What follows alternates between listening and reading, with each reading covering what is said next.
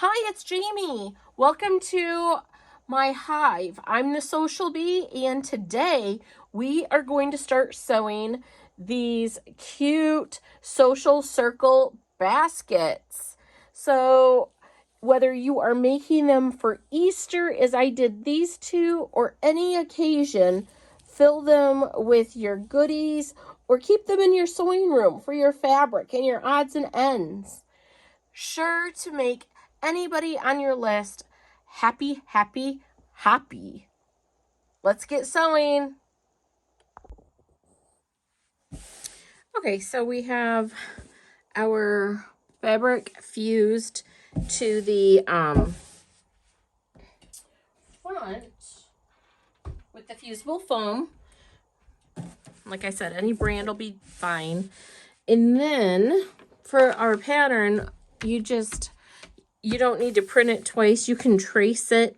You can even put it on here once and trace it. You know, it doesn't matter. Just get the pattern on to the fabric. Now, if you were going to sew this without binding, that's very easy too. And you're not going to put this on the back of your foam. This is our lining. You're not going to put this on the back of the foam. What you would do is you would just cut out all of your pieces and then sew around it. Okay, but today we're going to bind it, and that's how I'm going to do this one. So we have this. This will be our middle, and I did line it up to be that way. Okay, and what I'm going to do is I am going to keep it whole. I'm not going to cut it yet. I'm going to go first stitch all the way around the circle.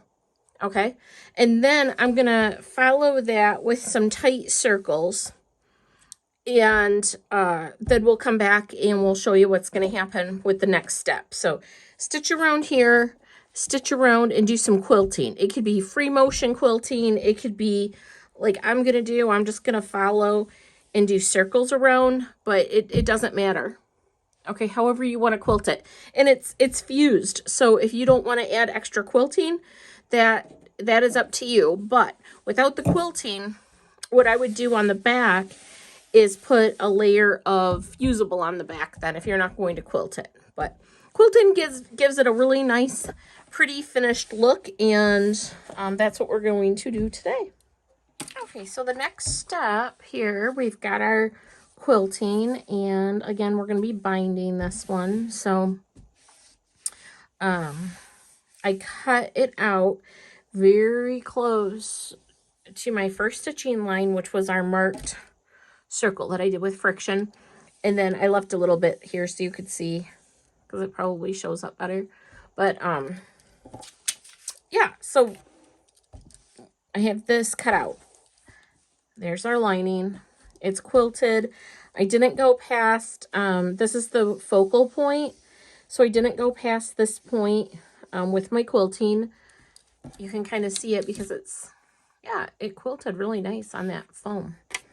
So the next step is to do our cutout, and what you do is you put the line right here on our box square. I did this. I mean, you could do it by measurements, but I did this to make it easy. And what you do is you just line this up with the bottom. So let me pull that closer, because you're going to have leftover paper on the sides, right? Because it's circular. But if you just line up that middle point right along your line, and then you draw your box point, it will be perfect on both sides. Okay, so we're gonna draw that, and I'm gonna show you what that looks like.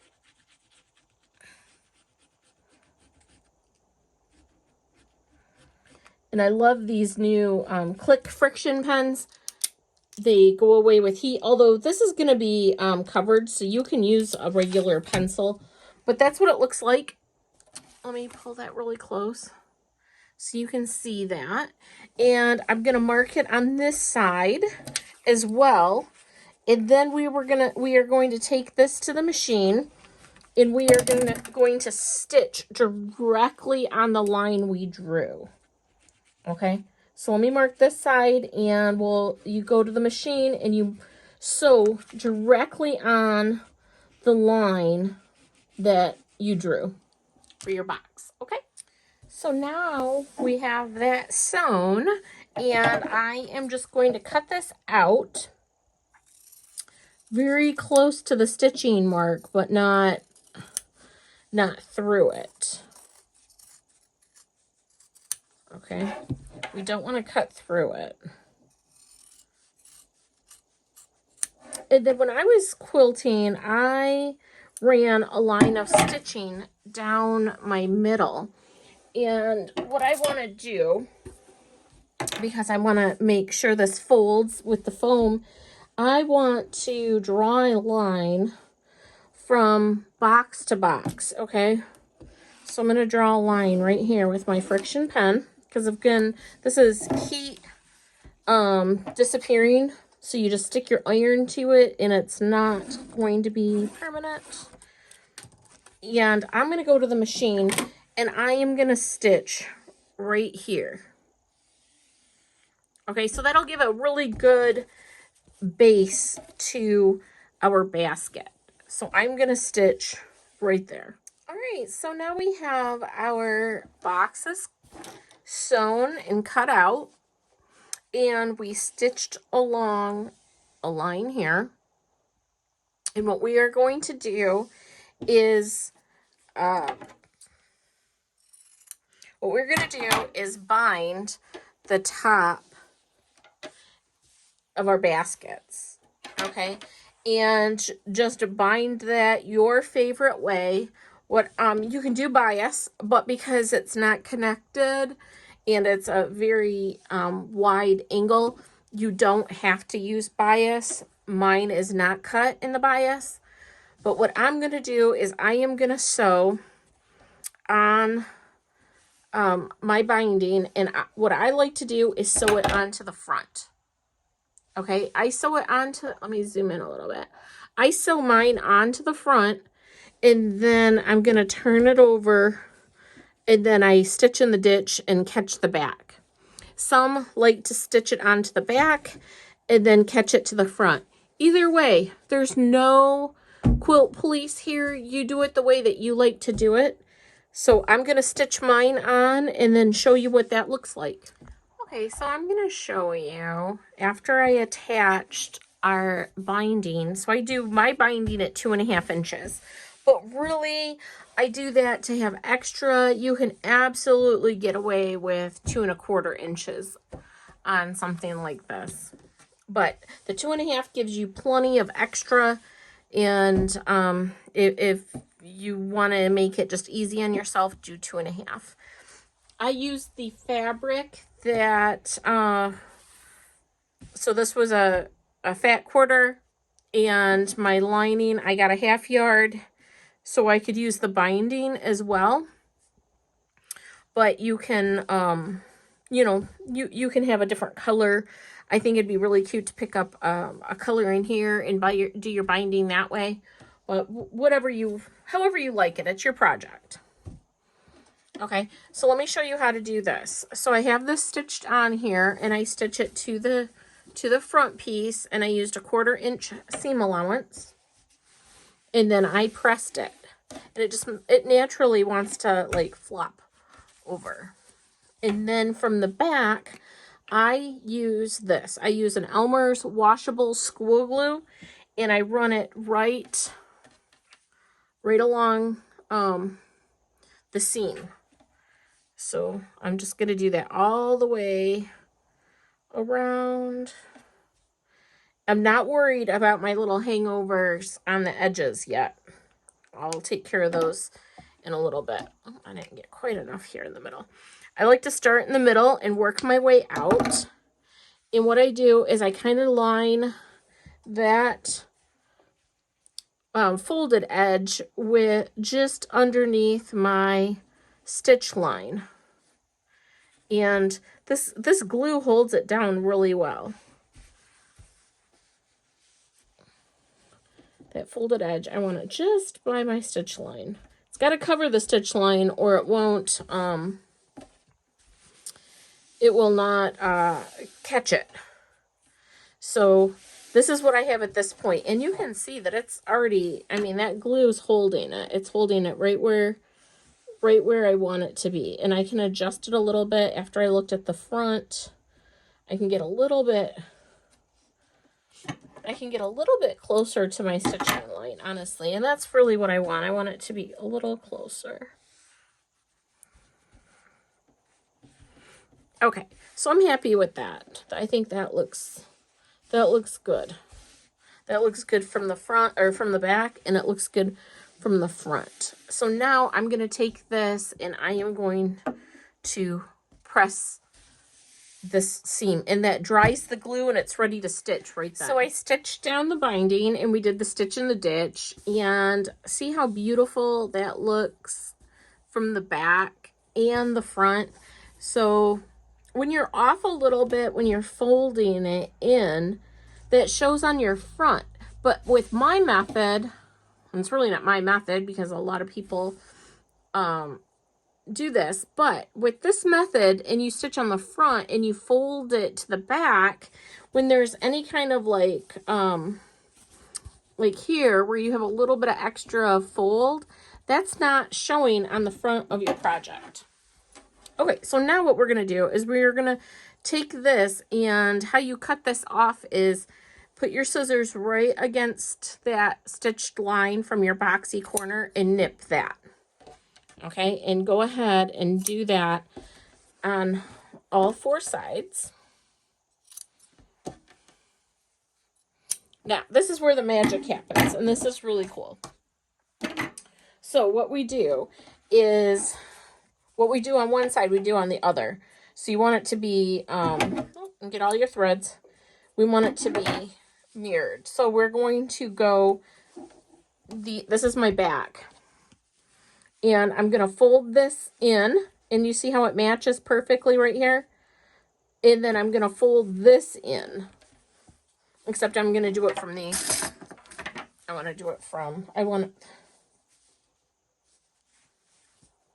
okay, I want to do this is my top. This is going to be my front, because I want him right in the front. And so I want this on the outside. So what I'm going to do from the back is fold, let me see, there we go. I want to fold this is my, the top or front piece. So I'm going to fold that in first, and then I'm going to fold this side in, and I'm going to clip it. Okay. It's a lot of foam. Just take your time. Don't make it a race when you go to the machine, okay? And then I'm going to do the same thing over here. I'm going to fold what I'm calling my front first. And it all lines up beautifully. See that? That is perfect. And I want that to be just like that. I want all my pieces lined up.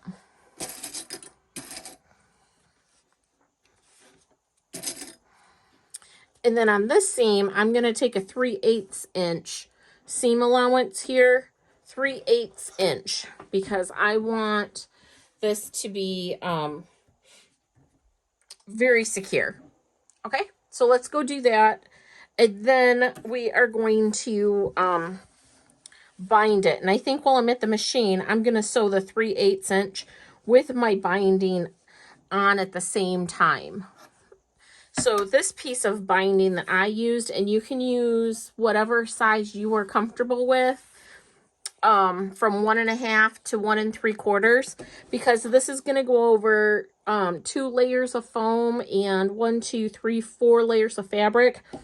I did my binding at 1 7/8. So I'm going to stitch my first line of binding on when I stitch this closed, and I'm going to use a 3/8 of an inch seam allowance. Okay, we are almost done. So I have this stitched on, and I used a 3/8 inch seam allowance which is just a little bit bigger than a 1/4 inch. And what that actually is the edge of my presser foot.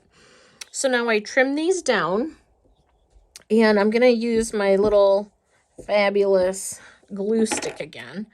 And what I am going to do is fold this over.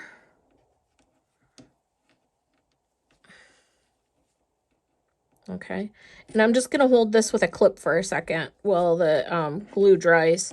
And then I'm going to do the same to this side. And I might have cut that one a little bit short, but it's fine. I'm going to hold this one with a clip as well.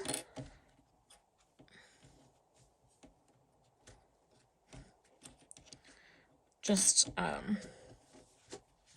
this just helps, gives me another finger to use.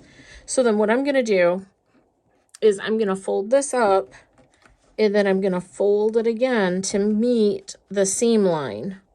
So you see that?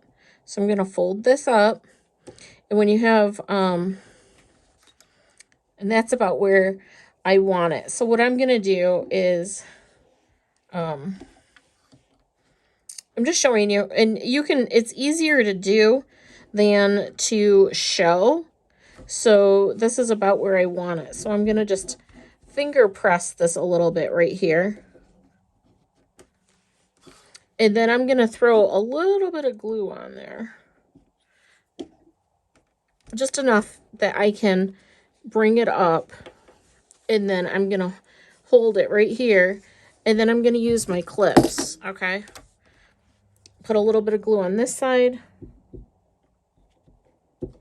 Just a little dab. You don't need much. And you just want to make sure it's covering that seam line, right? That's it, because that is what we're going to sew on. And I'm going to add my clips. And that's it. That's going to be so pretty. Oops. I'm going to stitch right down here, except I'm going to stitch on this side, so I have this stitching in the ditch, okay? I just like to do it that way. There's no rhyme or reason, just personal preference, okay? And what you could do to this side, do to the other side. So here's where the magic happens. So we have our binding, and everything on this side is looking finished and beautiful, and it's time to turn it inside out. And as we turn it inside out, you have the most adorable Easter basket. So let me see if I can, there we go. Look at how cute that is. You can throw anything you want in there. And so we're gonna, now I'm gonna take it to the iron, and I am going to press where we were stitching, okay? And there we go. Look at how cute that is. Isn't that adorable? So fill it with all sorts of goodies. Make a Easter quilt basket, whatever you want. Oh, and then look at, I even have some lollipops. So there you go. That's your, and that's how, this is how it's going to sit on your table. Isn't that cute? So the little bunny is looking at you. I just love it.